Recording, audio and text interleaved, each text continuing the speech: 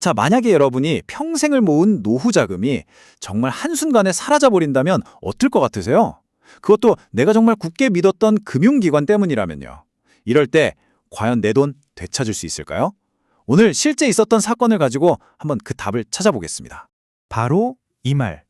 고수익의 원금은 안전합니다. 이게 바로 오늘 이야기의 주인공 60대 은퇴자 A씨가요. 오랫동안 믿고 거래했던 금융기관 직원한테 들었던 정말 달콤한 약속이었습니다. 그런데 만약에 그 약속이 새빨간 거짓말이었다면 어떨까요? 지금부터 A씨의 이야기를 따라가 보면서 절대 안전하다던 그 약속이 어떻게 산산조각 났는지, 그리고 거대한 금융회사라는 벽 앞에서 한 개인이 어떻게 맞서 싸웠는지 그 과정을 함께 지켜보시죠. 자, 먼저 A씨의 이야기부터 시작해 볼게요. 이분은요, 정말 평생의 꿈이 담긴 소중한 노후 자금이 있었어요. 그런데 안전하다 하는 그 말 한마디만 철석같이 믿고 그 돈 전부를 사모펀드라는 곳에 투자하게 됩니다. 당시에 은행 직원이 이렇게 설명을 했대요.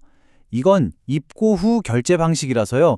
마치 우리가 인터넷 쇼핑할 때 물건 먼저 받고 돈은 나중에 주는 그런 안전거래랑 똑같습니다. 그래서 원금 손실 위험이 거의 없어요. 와, 이 말을 들으면 사실 투자자 입장에서는 정말 안전하구나 하고 믿을 수밖에 없었겠죠? 하지만 정말 상상도 못했던 일이 벌어집니다. 1년도 안 돼서요. 그 펀드가 완전히 망가져 버렸고 돈을 돌려받을 수 없는 환매 중단 사태가 터진 거죠. 결국 A씨 손에 쥐어진 건 평생 모은 돈이 사실상 휴지 조각이 됐다는 그런 통지서 한 장이었습니다. 아니, 분명히 안전하다고 약속했잖아요. 그럼 당연히 돈을 돌려받아야 하는 거 아닐까요? 정말 모든 걸 잃게 된 A씨는요. 결국 이 자산운용사를 상대로 소송을 걸기로 결심합니다. 이제부터 정말 중요한 법정 싸움이 시작되는 거죠. 자, 이제 무대는 법정으로 옮겨집니다. 투자자와 투자회사, 과연 양측은 어떤 날선 주장들을 펼쳤을지 한번 직접 들어보시죠. 보시면 아시겠지만 이 사건의 핵심은 아주 명확해요. 투자자는 당신들이 위험한 건 쏙 빼놓고 얘기했고 약속도 어겼다. 이건 명백한 신뢰 위반이다 라고 주장했죠. 반면에 회사는 뭐예요?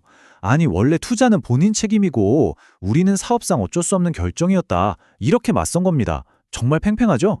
이렇게 양측의 주장을 다 들은 법원. 과연 누구의 손을 들어줬을까요? 마침내 결정적인 판결이 내려집니다. 네, 법원은 투자자의 손을 들어줬습니다. 이건 정말 투자자의 입장에서는 굉장히 의미 있는 승리였어요. 법원이 자산운용사와 판계사, 당신들에게 이 손실에 대한 책임이 있다라고 땅땅땅 못을 박은 겁니다. 근데 이 판결이 그냥 갑자기 툭 튀어나온 게 아니에요. 여기 보시는 것처럼 과거에도 비슷한 사건들이 있었거든요. 그때마다 법원은 꾸준하게 투자자한테 위험 설명 제대로 안 한 거 그거 금융회사 책임 맞다라고 판결해 왔습니다. 이번 판결도 바로 그 흐름 위에 있었던 거죠.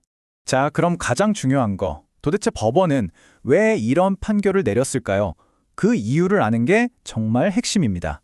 모든 것의 시작은 바로 이 선량한 관리자의 주의 의무, 줄여서 선관주의 의무라는 아주 중요한 법률 개념이에요. 말이 좀 어렵죠? 쉽게 말해서 남의 돈을 관리하는 사람은 자기 돈을 다룰 때보다 훨씬 더 조심하고 신중하게 다뤄야 한다는 그런 원칙입니다.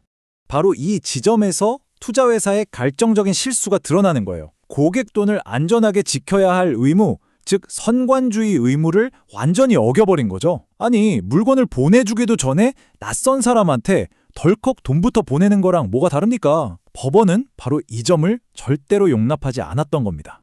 그런데요, 여기서 반전이 하나 있습니다. 법원이 투자회사의 책임을 인정하긴 했는데 그렇다고 원금 100% 다 돌려주라 이렇게 판결하진 않았어요. 왜냐하면 투자자에게도 일부 책임은 있다고 봤기 때문이에요. 이걸 법에서는 손해의 공평한 분담 원칙이라고 하는데요. 그러니까 금융회사의 잘못이 훨씬 크긴 하지만 어쨌든 고수익을 기대하고 고위험 상품에 투자한 거니까 투자자 본인도 좀 더 꼼꼼히 따져보지 않은 책임이 있다는 거죠. 자, 그럼 이 사건을 통해서 우리가 얻어야 할 교훈은 뭘까요? 이제부터는 정말 중요한 여러분의 소중한 돈을 지키기 위한 구체적인 방법 3가지를 알려드릴게요.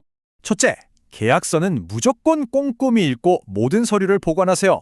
둘째, 상담할 때 나눴던 대화, 특히 안전하다는 약속 같은 건 꼭 녹음이든 메모든 증거를 남겨두시고요. 마지막으로 원금 보장 고수익 이런 말은 일단 의심부터 하세요. 세상에 공짜 점심은 없으니까요. 여러분 이거 꼭 기억하세요. 이 세 가지는 그냥 좋은 말이 아니고요. 나중에 혹시 문제가 생겼을 때 법정에서 여러분을 지켜줄 가장 강력한 무기가 될 수 있습니다. 오늘 본 것처럼 내 권리를 아는 건 정말 중요합니다. 이게 바로 첫걸음이죠. 하지만 과연 우리 같은 개인 투자자들이 이렇게 자기 권리를 아는 것만으로 이 거대한 금융산업의 잘못된 관행을 정말 바꿀 수 있을까요?